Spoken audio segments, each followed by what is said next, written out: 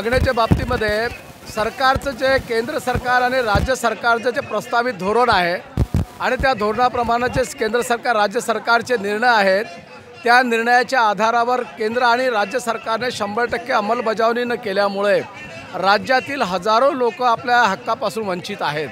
अशा भूमिहीन दलित आदिवासी मागासवर्गीय अल्पसंख्याक समाजाच्या लोकांना सरकारच्या त्यांच्या ताब्यातील जमिनी ज्या 1990 पूर्वीच्या महसूल जमिनी आहेत त्या मिळाल्या पाहिजेत आणि ज्या 13 डिसेंबर 2005 पूर्वीच्या वन जमिनी आहेत त्या त्यांना मिळाल्या पाहिजे। या दोन प्रमुख मागण्यांसह भूमिहीनांची सुद्धा कर्जमुक्ती झाली पाहिजे।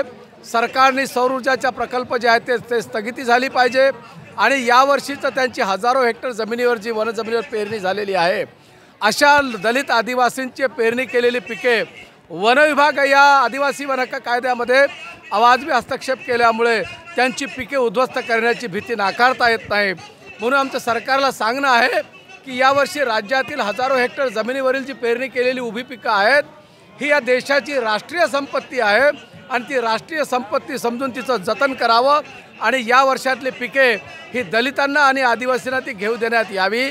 अशा एकूण या सगळ्या मागण्यांचं निवेदन या ठिकाणी मान्य मुख्यमंत्र्याला सादर करण्यासाठी हा भूमिहीनांचा सत्याग्रह या ठिकाणी आयोजित केलेला आहे।